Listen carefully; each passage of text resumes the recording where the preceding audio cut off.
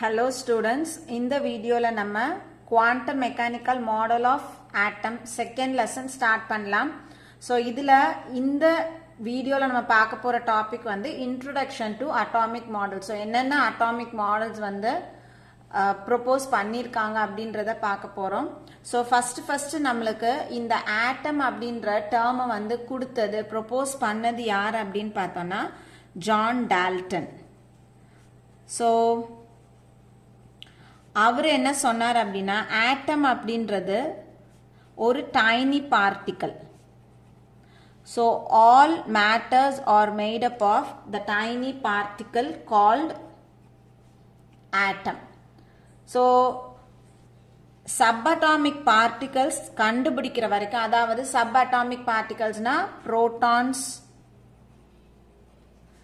Electrons, neutrons, இதை கண்டுபிடிக்கிற வரைக்கும் இந்த ஆட்டம் அப்படின்றது இட் இஸ் அ நான் டிவிசிபிள் பார்ட்டிகல்னு இருந்துச்சு. ஸோ எப்போ வந்து சப்அட்டாமிக் பார்ட்டிகல்ஸ் கண்டுபிடிச்சாங்களோ அதுக்கப்புறம் தான் வந்து ஆட்டமை வந்து நம்ம ஸ்பிளிட் பண்ணலாம் அப்படின்றது தெரிய வந்துச்சு. ஸோ இப்போ இந்த ஆட்டம் அப்படின்றத ஒரு கிரீக் வேர்ட்லேருந்து டிரைவ் பண்ணியிருக்காங்க. அந்த கிரீக் வேர்டு வந்துட்டு ஏட்டோமியோ, அப்படின்னா நான் டிவிசிபிள் அப்படின்னு மீனிங். ஸோ இந்த ஜான் டால்டனுக்கு அப்புறம் பார்த்தோம் அப்படின்னா ஜே தாம்சன் அப்படின்றவங்க கேத்தோட் ரே எக்ஸ்பெரிமெண்ட் மூலமா எலக்ட்ரானை வந்து கண்டுபிடிச்சார். So J Thomson discovered electrons by cathode ray experiment. So அவர் வந்துட்டு எலக்ட்ரான்ஸ் கண்டுபிடிச்சதுக்கு அப்புறம் ஆட்டமுக்குன்னு ஒரு மாடல் ப்ரொபோஸ் பண்ணார். ஸோ அவர் என்ன சொன்னார் அப்படின்னா ஒரு ஆட்டம் அப்படின்றது ஸ்பெரிக்கல் ஷேப்ல இருக்கும். ஸோ என்ன ஷேப் அப்படின்னா ஸ்பெரிக்கல். இந்த ஸ்பெரிக்கல் ஷேப்டு ஆட்டம்ல பாசிட்டிவ் சார்ஜ் வந்து யூனிஃபார்மா எல்லா இடத்துலையும் டிஸ்ட்ரிபியூட் ஆயிருக்கும். ஸோ அவரோட தியரி படி positive charge are uniformly distributed over the entire atom. So அந்த ஆட்டம் ஃபுல்லாக வந்துட்டு பாசிட்டிவ் சார்ஜ் எப்படி இருக்கும், யூனிஃபார்மாக டிஸ்ட்ரிபியூட் ஆகிருக்குது அப்படின்னு சொல்கிறாங்க. அப்போ நெகட்டிவ் எலக்ட்ரான்ஸ் எங்கே இருக்குது அப்படின்னா இந்த பாசிட்டிவ்லி சார்ஜ்டு இந்த பார்ட்டிகல்ஸ்க்கு நடுவில் அங்கங்கே இந்த எலக்ட்ரான்ஸ் என்ன ஆயிருக்குது, எம்பெட் ஆயிருக்கு அப்படின்னு சொல்றாங்க. So electrons R embedded in between positive charge. So அப்போ பார்க்கும்போது எப்படி இருக்கும்னா ஒரு வாட்டர் மெலான்ல அந்த ரெட் கலர் பார்ட் ஃபுல்லாக வந்துட்டு பாசிட்டிவ் சார்ஜ்டு பார்ட்டிகல்ஸ், அதில் அங்கங்கே என்ன ஆயிருக்கும் சீட்ஸ் வந்து உள்ள பொருந்தி இருக்கும். அதை வந்து நம்ம என்னன்னு சொல்றோம் எலக்ட்ரான். ஸோ இந்த ஜே தாம்சன் மாடல் பார்க்கும்போது ஒரு வாட்டர் மெலான் மாதிரி இருக்கிறதுனால இந்த மாடலை நம்ம வந்து வாட்டர் மெலான் மாடல், ஒரு ஆட்டம் அப்படின்றது வாட்டர் மெலான் மாதிரி இருக்கு அப்படின்னு சொல்லலாம். ஸோ இந்த மாடலுக்கு வந்து நிறைய பேர் இருக்குது. ப்ளம் புட்டிங், ரைசன் புட்டிங், அந்த மாதிரி நிறைய பேர் வச்சும் சொல்லலாம். ஸோ ஜே தாம்சனை பொறுத்த வரைக்கும் ஒரு ஆட்டம் அப்படின்றது ஸ்பெரிக்கல் ஷேப்ல இருக்கக்கூடியது. அது உள்ள பாசிட்டிவ் சார்ஜஸ் எல்லாம் வந்து யூனிஃபார்மா டிஸ்ட்ரிபியூட் ஆயிருக்கும். அங்கங்க நடுவுல எலக்ட்ரான்ஸ் வந்து எம்பெட் ஆயிருக்கு. ஸோ அவரோட முக்கியமான அந்த ப்ரொபோசலை என்ன கொடுத்துருக்குறாங்க அப்படின்னா இந்த ஆட்டமினுடைய மாஸ் அப்படின்றது it is assume to be uniformly distributed throughout the atom. அதுதான் வந்து முக்கியமான ஒரு பாயிண்ட். ஸோ இந்த ஆட்டம்னுடைய மாஸ் அப்படின்றது யூனிஃபார்மா டிஸ்ட்ரிபியூட் ஆயிருக்கு, பர்டிகுலர் ஸ்பேஸ்ல இல்லை, இந்த ஆட்டம் ஃபுல்லா என்ன ஆயிருக்கு டிஸ்ட்ரிபியூட் ஆயிருக்கு அப்படின்றது தான் அவருடைய தியரி ப்ரொபோசல். அடுத்தது அவர் என்ன சொல்றாருன்னா இந்த ஆட்டம் ஆஸ் அ ஹோல் வந்து it is electrically neutral. Atom is electrically neutral. Electrically neutral அப்படின்னா என்னது, பாசிட்டிவும் நெகட்டிவும் ஈக்குவலா இருக்குன்னு அர்த்தம். ஸோ எதை வச்சு அவர் பாசிட்டிவும் நெகட்டிவும் வந்து ஈக்குவலா இருக்கு அப்படின்னு சொன்னாருன்னா, இதுல இருக்கக்கூடிய இந்த ஆட்டம்ல இருக்கக்கூடிய நம்பர் ஆஃப் எலக்ட்ரான்ஸ், எவ்வளோ எலக்ட்ரான்ஸ் இருக்கோ அந்த electrons is equal to the number of positive charge அப்படின்னு சொன்னார். ஸோ எலக்ட்ரானும் அதுல இருக்கக்கூடிய positive charges. So positive charge எதுன்னு அவர் சொல்லல, வெறும் பாசிட்டிவ் சார்ஜ் மட்டும்தான் சொன்னாங்க. ஸோ ஆட்டம்ல இருக்கக்கூடிய எலக்ட்ரானுடைய கவுண்ட்டும் அதுல இருக்கக்கூடிய பாசிட்டிவ் சார்ஜினுடைய கவுண்ட்டும் ஈக்குவலா இருக்கிறதுனால ஆட்டம் மொத்தமா எப்படி இருக்குது, நியூட்ரலா இருக்கு அப்படின்னு சொன்னார். ஸோ இந்த தியரி வந்து ஆட்டம் எலக்ட்ரிக்கலி நியூட்ரல் அப்படின்றத சொல்லியிருக்கு. இன்னொன்னு என்ன சொல்லியிருக்கு, இந்த ஆட்டம்னுடைய மாஸ் வந்து யூனிஃபார்மா டிஸ்ட்ரிபியூட் ஆயிருக்கு அப்படின்னு சொல்லுது. இப்போ இந்த தியரிக்கு அப்புறம் பார்த்தோம் அப்படின்னா ரூதர்ஃபோர்ட் அப்படின்றவர் வந்தார். ஸோ ரூதர்ஃபோர்ட் வந்துட்டு எக்ஸ்ரே ஸ்கேட்டரிங்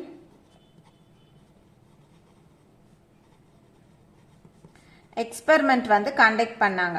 ஸோ இந்த எக்ஸ்பெரிமெண்ட்ல வந்த ரிசல்ட்டை இந்த ரிசல்ட் வந்துட்டு இந்த ஜே தாம்சனினுடைய அட்டாமிக் மாடல் தப்பு அப்படின்றத ப்ரூவ் பண்ணுச்சு. ஸோ அப்ப இவர் என்ன எக்ஸ்பெரிமெண்ட் கண்டக்ட் பண்ணாரு, இவரோட அப்சர்வேஷன் என்ன, கன்க்ளூஷன் என்ன, தியரி என்னன்றத பார்த்துருவோம். ஸோ ரூதர்ஃபோர்ட் எக்ஸ்ரே ஸ்கேட்டரிங் எக்ஸ்பெரிமெண்ட்ல அவர் வந்துட்டு ஒரு தின் கோல்டு ஃபாயில் எடுத்துக்கிட்டாங்க. இதுல fast moving positive charge alpha particles bombard பண்ணாங்க.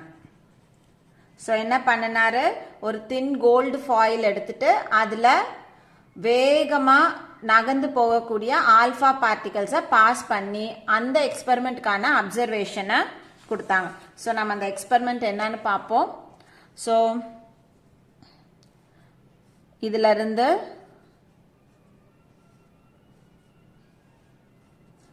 ஆல்பா பார்ட்டிகல்ஸ் வந்து ரிலீஸ் ஆக போகுது. ஸோ இந்த இடத்துல ஒரு பிளேட்,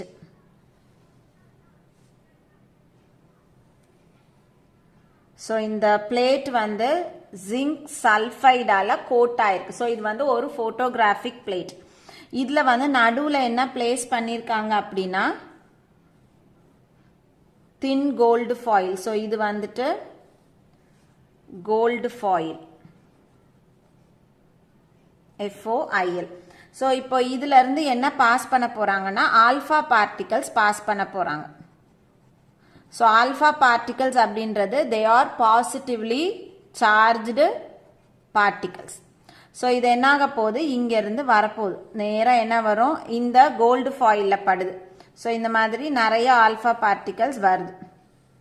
வர்றதுல மேக்சிமம் என்ன ஆயிடுது அப்படின்னா இந்த கோல்டு ஃபாயில் வழியா வெளியில போயிட்டு இந்த போட்டோகிராஃபிக் பிளேட்ல போய் படுது. பட்ட உடனே அந்த இடத்துல நம்மளுக்கு ஒரு ஸ்பார்க் ஆஃப் லைட் கிடைக்கும். ஸோ ஸ்பார்க் ஆஃப் லைட்னா என்ன, அந்த இடம் மட்டும் கொஞ்சம் பிரைட்டா நம்மளுக்கு தெரியும். ஸோ எந்த இடத்துல எல்லாம் ஆல்பா பார்ட்டிகல்ஸ் போயிட்டு படுதோ அந்த இடம் எல்லாம் நம்மளுக்கு லைட் வந்து தெரியும். ஸோ சில இது என்ன ஆகுது, இந்த கோல்டு ஃபாயில்ல பட்டு ஒரு குறிப்பிட்ட ஆங்கிள் டிஃப்ளெக்ட் ஆகுது, வெளியில போகுது, இந்த மாதிரி வெளியில வருது. சில இது வந்த டைரக்ஷன்ல என்ன ஆகுது, திரும்பி போகுது. ஸோ இந்த மாதிரி 3 டிஃப்ரெண்ட் அப்சர்வேஷன்ஸ் நம்மளுக்கு கிடைச்சது. ஸோ என்னென்ன அப்சர்வேஷன் பார்த்துருவோம். ஸோ அப்சர்வேஷன்ல ஒன்று, நிறைய பார்ட்டிகல்ஸ் என்ன பண்ண ஆரம்பிக்குது. So most of alpha particles pass through the foil, gold foil. ரெண்டாவது என்ன நடக்குது, few gets deflected to a particular angle. Very few என்ன ஆகுது, they are reflected அதாவது they get bounced. ஸோ இந்த 3 அப்சர்வேஷன்ஸ் நம்ம பார்க்குறோம். ஒன்று, இந்த ஆல்ஃபா பார்ட்டிகல்ஸ் என்ன பண்ணுது, இந்த கோல்டு ஃபாயில் வழியா உள்ள வந்து இந்த போட்டோகிராஃபிக் பிளேட்டுக்கு வந்துடுது. சில இது என்ன ஆகுது, கோல்டு ஃபாயில்ல பட்டு ஒரு பக்கமா டிஃப்ளெக்ட் ஆகுது. சில இது எந்த டைரக்ஷன்ல வந்துச்சோ அப்படியே திரும்பி அதே டைரக்ஷன்ல வெளியில வருது. ஸோ இந்த அப்சர்வேஷன்ஸை வச்சு அவரு சில கன்க்ளூஷன்ஸ் கொண்டு வந்தாங்க. இந்த அப்சர்வேஷன்ஸை வச்சு என்னென்ன கன்க்ளூஷன்ஸ் வரலாம் அப்படின்னா, ஒரு ஆட்டம்ல நிறைய ஸ்பேஸ் எப்படி இருக்குதுன்னா, most of the space in an atom is empty. ஸோ நிறைய இடம் வந்து ஆட்டம்ல காலியா இருக்கிறதுனால தான் என்னாச்சு, இந்த பக்கம் இந்த பிளேட்ல இருந்து இப்படி பாஸ் பண்றதெல்லாம் இப்படி வெளியில நம்மளுக்கு வந்துச்சு. ஸோ நிறைய இடம் காலியா இருக்குது. ஒரு சில இடத்துல இருந்து தான் என்ன ஆயிருக்கு அப்படின்னா, ஒரு பர்டிகுலர் ஸ்பேஸ்ல இருந்து தான் அந்த ஆல்பா பார்ட்டிகல்ஸ் டிஃப்ளெக்ட் ஆயிருக்கு, திருப்பி என்ன ஆயிருக்கு, வேற வேற டைரக்ஷனுக்கு போயிருக்கு. அப்படி ஏன் போகணும் அப்படின்னா, ஆல்பா பார்ட்டிகளும் பாசிட்டிவ் சார்ஜா இருக்கு. எப்போ ஒரு டிஃப்ளெக்ஷன் நடக்கும், அது எது மேல போய் படுதோ அந்த பார்ட்டும் எப்படி இருக்கணும், பாசிட்டிவ்லி சார்ஜ்டு ஸ்பேஸா இருக்கும் பொழுது மட்டும்தான் ரெண்டு பாசிட்டிவ் சார்ஜ் ஒன்னோட ஒன்று வரும்போது ஆட்டோமேட்டிக்கா என்ன ஆக ஆரம்பிக்கும், டிஃப்ளெக்ட் ஆக ஆரம்பிக்கும். ஸோ என்ன சொல்றாங்க அப்படின்னா, அப்போ ஒரு ஆட்டம்ல இந்த பாசிட்டிவ்லி சார்ஜ்டு அந்த இடம் வந்து ஸ்பேஸ் வந்து ஒரு குறிப்பிட்ட வால்யூம்ல இருக்கு, ஒரு ஸ்பெசிபிக் ஏரியால இருக்குது அப்படின்றத சொன்னாங்க. So small concentrated positive charge எங்க இருக்குது, இந்த சென்டர்ல இருக்கு. ஸோ மேக்சிமம் டிஃப்ளெக்ஷன் பார்த்தோம் அப்படின்னா அந்த சென்டர் ஏரியால இருந்து வந்ததுனால அப்போ அந்த பாசிட்டிவ் சார்ஜ் எல்லாம் அந்த சென்டர் ஏரியால தான் கான்சென்ட்ரேட் ஆயிருக்கு அப்படின்னு சொல்றாங்க. அப்போ அந்த சென்டர் பார்ட்டை நம்ம என்னன்னு சொல்றோம் அப்படின்னா நியூக்ளியஸ் அப்படின்னு சொல்றோம். ஸோ அங்க பாசிட்டிவ் சார்ஜ் இருக்கிறதுனால தான் இந்த ஆல்பா பார்ட்டிகல்ஸ் அதுல போய் பட்ட உடனே என்ன ஆக ஆரம்பிக்குது, டிஃப்ளெக்ட் ஆக ஆரம்பிக்குது அப்படின்னு சொல்றாங்க. அதுக்கப்புறம் இந்த ரூதர்ஃபோர்ட் அவரோட எக்ஸ்பெரிமெண்ட் கால்குலேஷன்ஸ் வச்சு பார்க்கும்போது ஒரு ஆட்டம்ல இந்த நியூக்ளியஸ் ஆக்குபை பண்ண இடம் எப்படி இருக்குதுன்னா very very small. So the volume occupied by the nucleus is very very small when compared to, இங்க வந்து volume occupied by the nucleus is very very small when compared to the total volume of the atom. so எப்படி இருக்கும், இப்போ இதுதான் ஒரு ஆட்டம் அப்படின்னா இந்த ஆட்டம்னுடைய total வால்யூமை கம்பேர் பண்ணும் பொழுது அந்த சென்டர்ல இருக்கக்கூடிய நியூக்ளியஸ்னுடைய வால்யூம் எப்படி இருக்க போகுது, ரொம்ப ரொம்ப குறைவா இருக்க போகுது. ஸோ இப்போ அதனுடைய சைஸ் எப்படி இருக்கும் அப்படின்னு ரஃபா வந்து கால்குலேஷன் கொடுத்தாங்க. ஸோ இந்த நியூக்ளியஸ்னுடைய ரேடியஸ் சென்டர்ல இருந்து இங்க வரைக்கும் அந்த நியூக்ளியஸ்னுடைய ரேடியஸ் பார்த்தோம்னா 10 to the power minus 15 மீட்டர்னு கொடுத்தாங்க. அப்போ இந்த ஆட்டம்னுடைய ரேடியஸ் எவ்வளோ இருக்குது அப்படின்னு கொடுத்துருக்காங்கன்னா 10 to the power minus 10 மீட்டர்னு கொடுத்துருக்காங்க. ஸோ இந்த ரேடியஸை கம்பேர் பண்ணும்பொழுது இந்த ரேடியஸ் எப்படி இருக்கு, ரொம்ப குறைவா இருக்கு. அப்போ இதனால ஆக்குபை பண்ணக்கூடிய வால்யூமும் எப்படி இருந்திருக்கும், ரொம்ப ரொம்ப குறைவு, அதாவது நெக்லிஜிபிள் வால்யூம்ல தான் இருந்திருக்கணும். ஸோ ஒரு எக்ஸாம்பிளுக்கு சொல்லணும் அப்படின்னா, இப்போ ஒரு கிரிக்கெட் பால்னுடைய சைஸை ஒரு கிரவுண்டுல போட்டோம்னா ஒரு 5 கிலோமீட்டர் ரேடியஸ் இருக்கக்கூடிய கிரவுண்டுல போட்டோம்னா எவ்வளோ டிஃபரன்ஸ் இருக்குமோ அவ்வளோ டிஃபரன்ஸ்ல தான் இந்த ஆட்டம்க்கும் நியூக்ளியஸ்னுடைய ரேடியஸுக்கும் இருக்கு அப்படின்னு சொல்றாங்க. ஸோ இதெல்லாம் வச்சு இந்த அப்சர்வேஷன் இந்த கன்க்ளூஷன்ஸ் எல்லாம் வச்சு ரூதர்ஃபோர்ட் அவருடைய அட்டாமிக் மாடலை நம்மளுக்கு ப்ரொபோஸ் பண்ணாங்க. So proposed model of atom. So நம்ம இங்கே பார்க்கறது ரூதர்ஃபோர்டினுடைய ப்ரொபோஸ்டு மாடல் பார்க்க போகிறோம். ஸோ என்ன வந்து ப்ரொபோஸ் பண்ணாங்கன்னா, the positively charged and the mass of the atom was densely concentrated in small region. So நம்ம ஜே தாம்சன் மாடலில் வந்து ஜே தாம்சன் என்ன சொன்னார், ஒரு ஆட்டம் அப்படின்னா அந்த ஆட்டம்ல அந்த ஸ்பெரிக்கல் ஷேப்ல அந்த ஆட்டம் இருக்கு. அந்த ஆட்டம்னுடைய ஃபுல் பார்ட்லயும் பாசிட்டிவ் சார்ஜ் யூனிஃபார்மா டிஸ்ட்ரிபியூட் ஆயிருக்கு அப்படின்னு சொன்னார். ஆனா இவர் என்ன சொல்றாரு, அந்த ஒரு ஆட்டம்ல பாசிட்டிவ் சார்ஜ் அப்படின்றது வெறும் வந்து ஒரு ஸ்மால் ரீஜன் தான். அதனுடைய அந்த கான்சென்ட்ரேஷன் எங்க இருக்கு, பாசிட்டிவ் சார்ஜஸ் ஃபுல்லா எங்க இருக்கு அப்படின்னா ஒரு சின்ன ரீஜன்ல மட்டும்தான் இருக்கு, ஹோலா ஸ்ப்ரெட் ஆகல அப்படின்னு சொன்னாங்க. அதே மாதிரி ஜே தாம்சன்ல நம்ம என்ன பார்த்தோம் அப்படின்னா ஒரு ஆட்டம்னுடைய மாஸ் வந்து அப்படியே கம்ப்ளீட்டா என்டையர் ஆட்டம் ஃபுல்லா யூனிஃபார்மா டிஸ்ட்ரிபியூட் ஆயிருக்கு அப்படின்னு சொன்னார். ஆனா ரூதர்ஃபோர்ட் என்ன சொல்றாரு அப்படின்னா அந்த மாஸும் ஒரு ஆட்டம்னுடைய மாஸும் எங்க இருக்கு, ஒரு ஸ்மால் ரீஜன்ல கான்சென்ட்ரேட் ஆயிருக்கு. ஸோ அந்த பார்ட் எங்க இருக்கு அப்படின்னா சென்டர் ஆஃப் தி ஆட்டம்ல இருக்கு. ஸோ சென்டர் ஆஃப் த ஆட்டம்ல அவங்க சொன்ன அந்த பாசிட்டிவ்லி சார்ஜ்டு ஸ்பேஸும் அந்த மாஸ் ஆஃப் தி ஆட்டமும் they are located at the centre of the atom. So அந்த பார்ட்டை நம்ம என்னன்னு கன்சிடர் பண்றோம், நியூக்ளியஸ் அப்படின்னு கன்சிடர் பண்றோம். ஸோ நியூக்ளியஸ் அப்படின்றது ஒரு பாசிட்டிவ் சார்ஜ் ஸ்பேஸ். ஸோ அதுக்கப்புறம் கொஞ்சம் லேட்டரா என்ன பண்ணாங்க அப்படின்னா நியூட்ரான்ஸ் கண்டுபிடிச்சதுக்கு அப்புறமா அந்த நியூக்ளியஸ்குள்ள புரோட்டானும் நியூட்ரானும் இருக்கு. நியூட்ரானுக்கு சார்ஜ் இல்லை, புரோட்டானுக்கு பாசிட்டிவ் சார்ஜ் இருக்கிறதுனால நியூக்ளியஸ் நம்மளுக்கு பாசிட்டிவ் சார்ஜ்டு ஸ்பீஷியஸா இருக்கு அப்படின்றத கண்டுபிடிச்சாங்க. ஸோ அப்போ ஒரு ஆட்டம்னு நம்ம எடுத்துக்கிட்டோம்னா இந்த சென்டர் பார்ட்ல இருக்கிறத நம்ம என்னன்னு சொல்றோம், நியூக்ளியஸ். ஸோ ஒரு ஆட்டம்னுடைய மாஸும் எங்க கான்சென்ட்ரேட் ஆயிருக்கு, இதே சென்டர்ல. அதே மாதிரி இந்த நியூக்ளியஸ்க்கு என்ன சார்ஜ் இருக்க போகுது, பாசிட்டிவ் சார்ஜ் இருக்க போகுது. அடுத்த ப்ரொபோசல் என்ன கொடுத்தாரு அப்படின்னா இந்த நியூக்ளியஸை சுத்தி என்ன இருக்குது, எலக்ட்ரான்ஸ் மூவ் ஆகி வருது.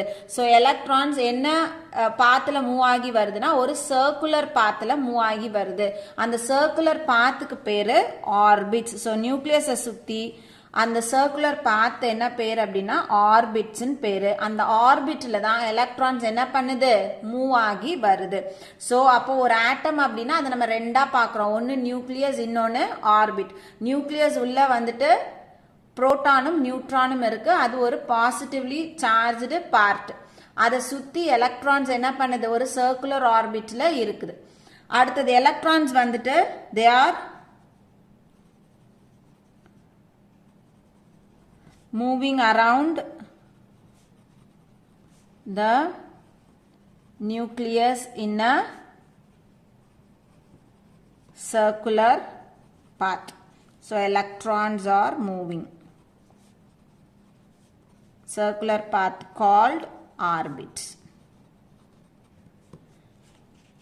அடுத்தது இந்த எலக்ட்ரானும் இந்த நியூக்ளியஸும் எப்படி வந்து ஒன்னோட ஒன்னு அட்டாச் ஆயிருக்கு அப்படின்னு பார்த்தோம்னா they are held together, electrons and nucleus are held together by strong electrostatic force of attraction.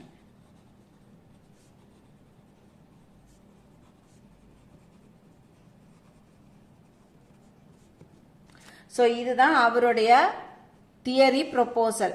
அவரோட தியரியில என்ன சொல்றாரு அப்படின்னா ஒரு ஆட்டம்ல சென்டர் பார்ட்ல பாசிட்டிவ் சார்ஜ் இருக்குது, அதை நம்ம வந்துட்டு நியூக்ளியஸ் அப்படின்னு சொல்றோம். அந்த ஆட்டம்னுடைய மாஸும் அதே இடத்துல தான் இருக்கு, யூனிஃபார்மா எல்லா இடத்துலயும் டிஸ்ட்ரிபியூட் ஆகல. அடுத்தது நியூக்ளியஸை சுத்தி சர்க்குலர் பாத் இருக்கு, அதுக்கு பேர் ஆர்பிட். அந்த ஆர்பிட்ல எலக்ட்ரான்ஸ் ஃபாஸ்டா மூவ் ஆகி வருது. அதுக்கப்புறம் எலக்ட்ரானும் நியூக்ளியஸும் ஒன்னோட ஒன்னு ஒரு ஸ்ட்ராங் எலக்ட்ரோஸ்டாட்டிக் ஃபோர்ஸ் ஆஃப் அட்ராக்ஷன்ல ஹெல்ட் ஆயிருக்கு அப்படின்னு சொன்னாங்க. ஸோ இவரோட தியரியில சில டிஃபெக்ட்ஸ் இருந்துச்சு. எப்போ அந்த டிஃபெக்ட்ஸை கண்டுபிடிச்சாங்க அப்படின்னா electro magnetic radiations theory propose பண்ணதுக்கு அப்புறம். ஸோ அந்த தியரி படி, so according to electromagnetic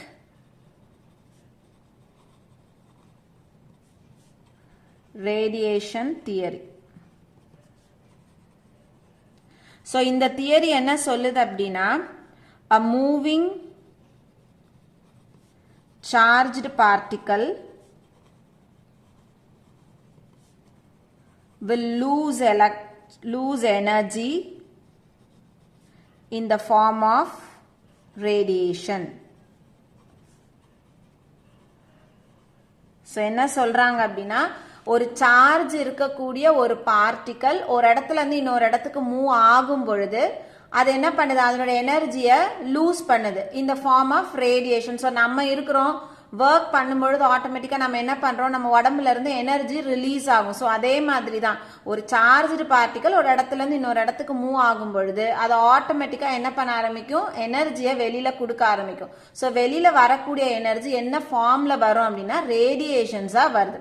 so இது அப்படியே அவங்க எதுக்கு வந்து அப்ளை பண்ணி பார்த்தாங்கன்னா எலக்ட்ரான்ஸுக்கு அப்ளை பண்ணி பார்த்தாங்க. ஸோ எலக்ட்ரான் நம்ம சொன்னோம் நியூக்ளியஸை சுத்தி சர்க்குலர் பாத்துல எலக்ட்ரான்ஸ் என்ன பண்ணுது, சுத்தி சுத்தி வருது. அப்ப எலக்ட்ரான் ஒரு இடத்துல இருந்து இன்னொரு இடத்துக்கு மூவ் ஆகுது. மூவ் ஆகும் பொழுது இப்போ இந்த இடத்துல இது வந்து பாசிட்டிவ் சார்ஜ்டு நியூக்ளியஸ். இதை சுத்தி எலக்ட்ரான்ஸ் என்ன பண்ணுது, இப்படி ஆர்பிட்ல சுத்தி சுத்தி வருது. இப்படி சுத்தி சுத்தி வரும்போது இந்த எலக்ட்ரான் ஆட்டோமேட்டிக்கா அதனோட எனர்ஜி என்ன ஆகணும், ரிலீஸ் பண்ணும். ரிலீஸ் பண்ணி ஒரு ஸ்டேஜ்ல எனர்ஜி இருக்காது. அப்ப எனர்ஜி இல்லைன்னு இது ஆட்டோமேட்டிக்கா எதுல வந்து கொலைட் ஆகும், இந்த நியூக்ளியஸ்ல வந்து இடிக்கும்.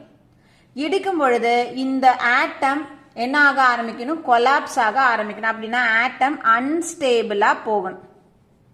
So electro magnetic radiation theory படி எலக்ட்ரான் அப்படின்றது ஒரு சார்ஜ்டு பார்ட்டிகல். இந்த எலக்ட்ரான் என்ன பண்ணுது, நியூக்ளியஸை சுத்தி வருது, ஆர்பிட்ல நியூக்ளியஸை சுத்தி வருது. அப்போ எலக்ட்ரான் வேலை செய்யுதுன்னு அர்த்தம். அப்போ எலக்ட்ரான் என்ன பண்ணும், கொஞ்சம் கொஞ்சமா இந்த ஆர்பிட்ல சுத்தி வரும்போது அதனுடைய எனர்ஜியை அது இழக்குது.